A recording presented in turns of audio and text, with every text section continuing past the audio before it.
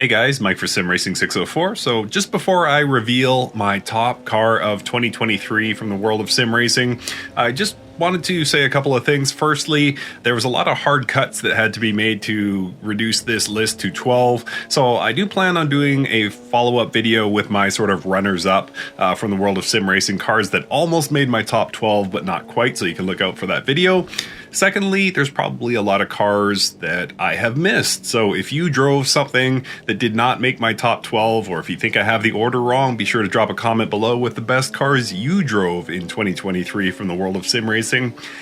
And lastly, I just want to say a massive thank you to each of you. We're coming up on the 7th anniversary of my channel. 2023 was an interesting year for me, but I think in the end, I've found the happiness I've been looking for with this channel for a long time, and it's all thanks to you. So I have finally reached a healthy mental place with content creation. I am able to prioritize family, I'm able to prioritize my health, I'm able to prioritize my career, and still maintain a channel. That means that some weeks I may make 5 videos, other weeks I might have 0 videos, but I'm feeling zero pressure to grow the channel. I just like the community that seems to surround my channel. There's so many great people, so I just have to thank you individually, and also you as a collective, for supporting my channel for as long as you have, and allowing me to get it to the place where I feel so much better making content. So just a massive thank you to you. 2024 will be another year like that. I can't promise any regular content, but what I can promise is that I'm coming into it with a positive attitude. So thank you again for your support. Some of you might remember my short-lived Mike score. For a brief period on this channel, I was scoring mod cars based on the quality of the 3D model, sounds, drivability, value, and innovation. And based on these measures, it would be difficult to give my 2023 Sim Racing Car of the Year much below a perfect score of 50. It's incredibly detailed, sounds like the real thing as it drives. The driving experience is among the best you can have across any racing title, and it's free content when you own the game, and it's a rare find that's new to most of us. I'm talking about this Formula Junior in Automobilista 2. Doesn't look like much. It's got a low power output, no rich racing history, no fancy innovations, and yet somehow it's love at first drive. The car pitches, rolls, bounces, and slides its way beautifully across nearly any road surface you can put under it, and the net result is a wonderfully alive feeling car that challenges you turn after turn, lap after lap, to be a little more bold in finding more speed. AMS2's improved AI racing pairs beautifully with this car. Racing doesn't have to be extreme or sophisticated, it just has to be racing. The Reza Formula Junior embodies the ageless and universal advice uttered by Don Draper on Mad Men: make it simple but significant. Time to drive the impossibly excellent Formula Junior.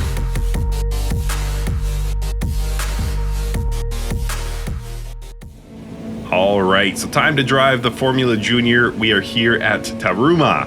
There's 20 of us, we've got a 20-minute race just to keep things simple. And I am being overtaken left and right, but hopefully, literally left and right actually. Left side. But now, seems like we have got away clean. So that's good. So the AI is going to kind of sort itself over the coming lap, and the sensation of the car, the feeling of the car, it'll get a little bit more confident. We're going to be rubbering in the track and also getting some proper heat into the tires, so I'm going to get a little more confident as time goes on throughout the race. Right now, it's a bit edgy, but interestingly, while I'm sort of waiting for things to come up to temperature is when this car will have the least amount of counter steer. So you'll see once I get confident, probably about 3 or 4 laps in, and start to push and start to try and find time where I can, that's when you'll see a lot of counter steer on that wheel. This car is extremely alive underneath you, not in any unfair way where it just all of a sudden the back end kicks out at random. This is just a car that demands a lot of the driver, but again, not in an unfair way, not in a not fun to drive way. In fact, it's the opposite. The feeling of it being alive underneath you is exactly what makes it genius. So completing lap 1 here, lap times will be somewhere sub 1 minute 20, hopefully. Car on my left, gotta be careful here. It's not been a great start for me. And in case you're wondering, with that little 1-liter engine on board the Formula Junior, something that's comical about it is the fuel efficiency. So it burns basically nothing as far as fuel. Less than half a liter per lap here at Taruma. And the net result is that my 16 liters of onboard fuel here would actually get me around this track 34 times, which is hilarious. But more sort of, what would you say, evidence or more cases in point for why this car is great. It's not going to overwhelm you with power. It's not going to impress you with its onboard features. It's a stripped down, very, very basic race car that demands a lot of the driver, allows for, great wheel-to-wheel action.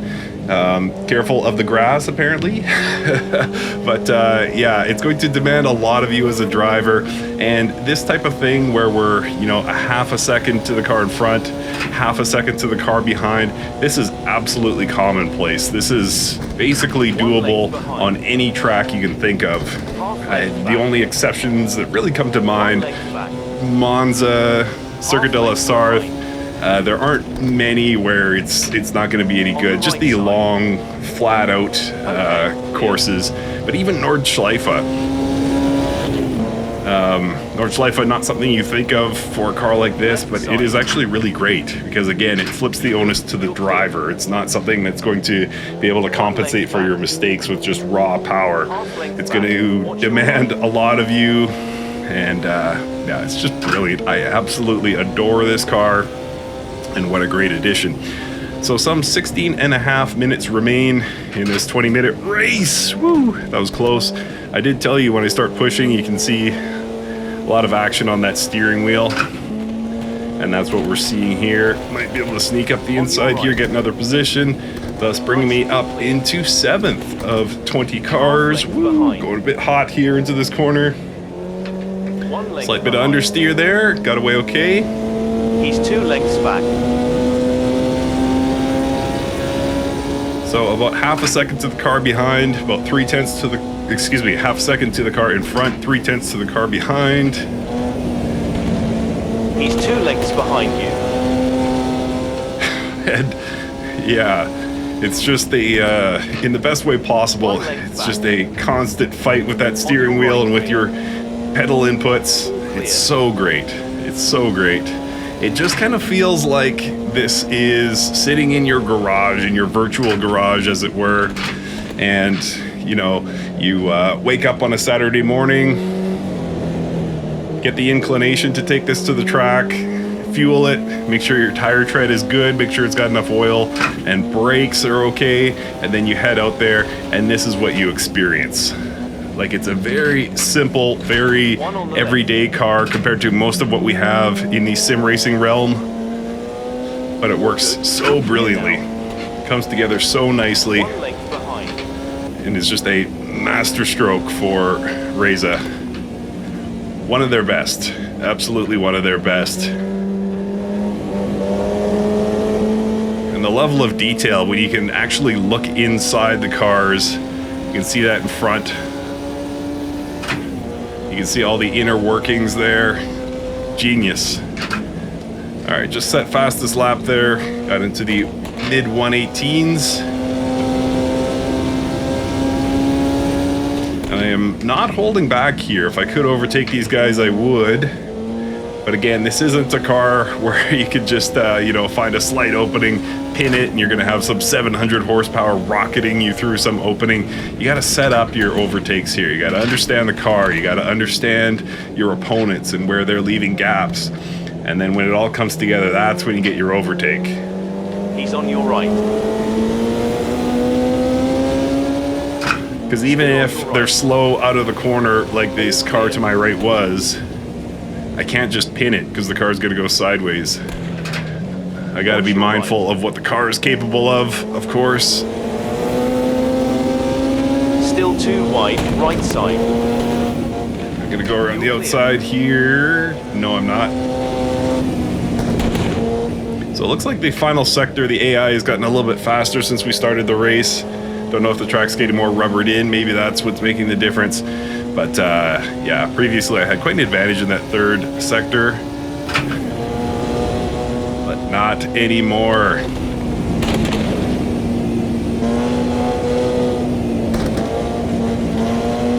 All right, so we are running 5th. Cars 1 through 4, of course, very much in sight. Oh, come on, girl. Get around there. 2 lengths back. Just a half second to the car behind, 7/10 to the car in front.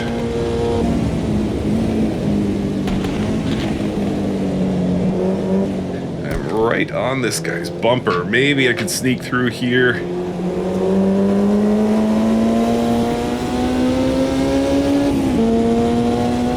But maybe if I time it right under braking here. Whew, a little sideways there.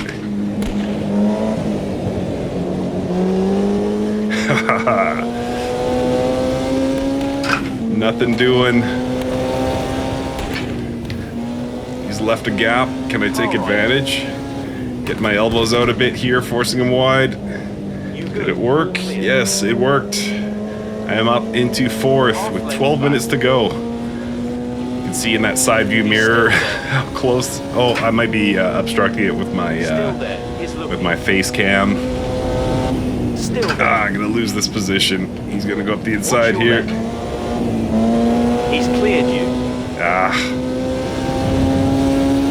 But again, just further reinforcing what we have on offer here.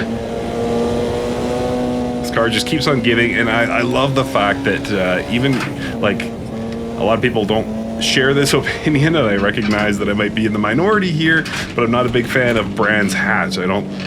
Especially as a GT3 track, I just don't love it. But something like this Formula Junior just kind of brings that to life. Okay, you're clear. Whew, got through. So now, whoa, can I get a podium position? We will see. Oh, ugly through there.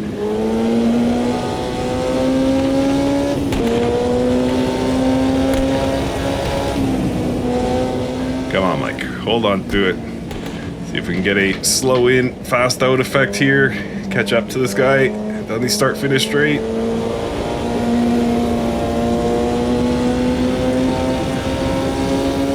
Eyes locked on his gearbox. Nothing doing. Nothing doing.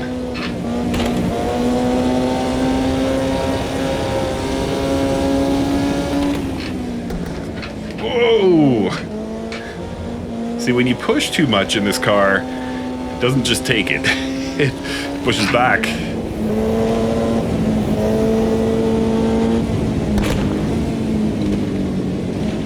Come on, girl. Come on, get around there. It's like second and third are changing places here. Thought I might have had a chance at getting into the podium positions, but didn't quite convert there. Under 10 minutes to go. That means we're halfway through the race.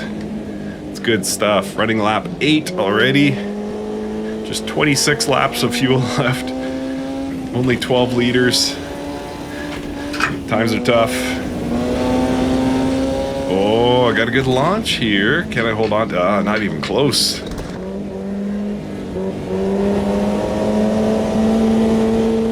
And the speed is actually not too bad. You know, considering it's, what, 150 horsepower, less than 150 horsepower, you would expect, you know, there not to be too much top speed, but it'll quite easily in its 4 gears, you know, top 200. So not terrible. Not exactly Formula One akin, but why did I shift a second there? But yeah, still very impressive for what it is. And again, that sensation that it's just sort of a weekend track toy, to me, is not lost ever. Like, it just feels so natural. It feels so simple. It feels like, you know, something you get a thrill out of driving every time you touch it. So I'm not fortunate enough to own a weekend track toy in real life. So I have to live vicariously through Sims. And this, again, pretty much as good as it gets. when it comes to that sensation of just like every time I drive it, I have a great time. This is it, man. This is it. Woo. Subscribe to Sim Racing 604, my favorite YouTube channel. Okay, I gotta make something happen here. Kind of stagnated here. Believe it or not, it's only a half second to the car behind. After all this, you know, being stuck behind the third place car, 0.78 seconds separate me from fifth position. So we're still just in a tight group here. Looks like there's, according to my mirrors, according to my very unscientific research in my mirrors, behind fifth it looks like there's a gap. So 2 lengths back. even if this guy closes and overtakes me, it's not like I'm gonna drop way back. Just little threat of that. Car, or sun rather, shimmering beautifully through those trees. Oh, that was not good, Mike. This car doesn't love grass. Just as I say that, AI goes onto grass, no problem. So it may be a skill level related to yours truly, or a skill issue related to yours truly. Whew. Don't know how I caught that. Oh, AI going sideways there. He caught it though. I feel you, brother. I feel you.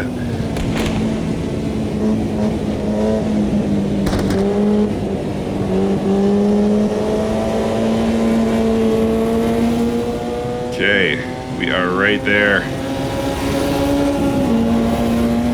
Less than 2/10 separating us.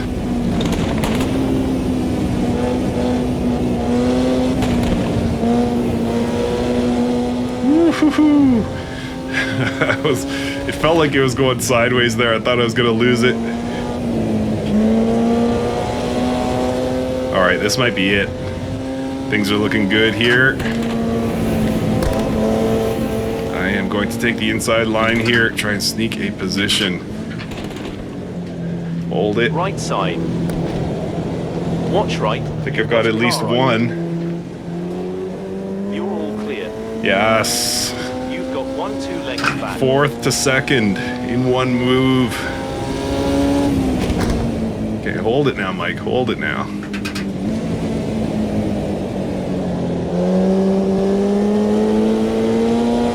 One length back. He is right on my bumper. There we go. Oh, too wide. Too wide. I was watching my mirrors there. Or watching my gap to the car behind, actually.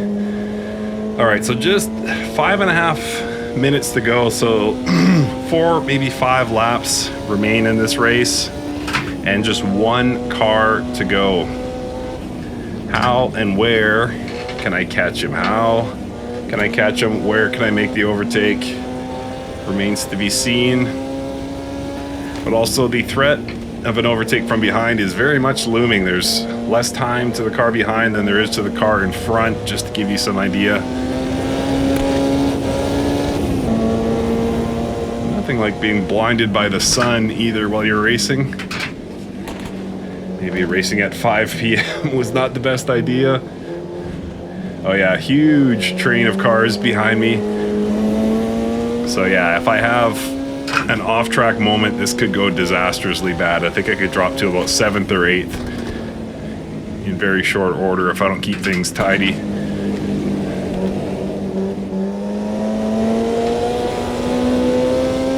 But so far, so good.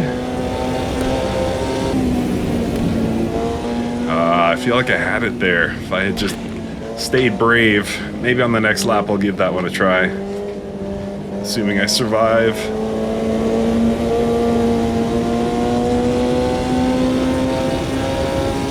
I've gapped the car behind by 1.1 seconds. That's awesome. It's the furthest I've been separated from the field all race. They're still very much looming in the mirrors. Now about 0.8.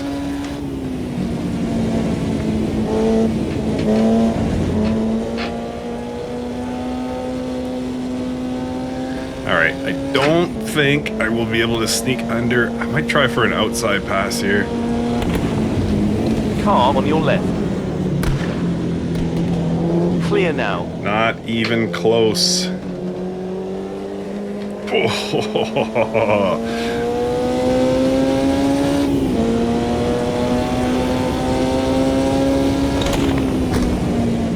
Alright, keep it clean, keep it tidy. This is where I had a shot last time. Let's see if I can go for it this time. AI a bit slow around this part of the track. 6/10 separate us right now. Nah, wasn't there this time. Darn it, should have taken advantage when I had it. Under 3 minutes to go. I believe that means we will get 3 laps because we're averaging a little under 1:20. So we'll get 2 more laps under green and then 1 under white. Whoa. And I am running low on confidence here that I'll get this overtake done. Way too far back this time to try for a dive bomb into the hairpin.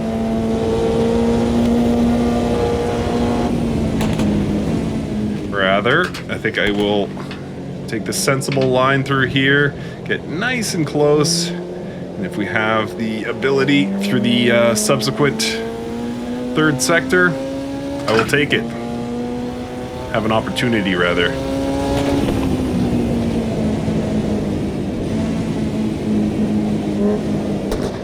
Come on, Mike. You can do this.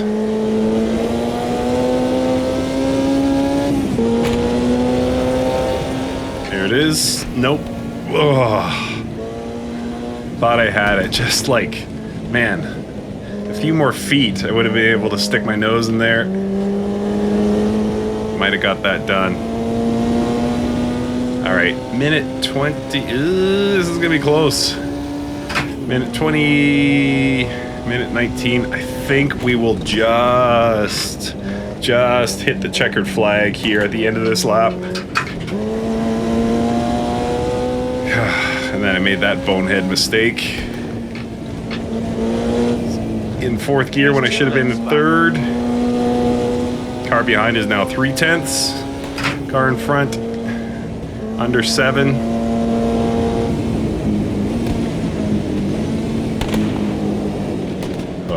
Do I got it? Nope. Just closed the door. All right, this is gonna be it. This is the final sector. Gotta be brave.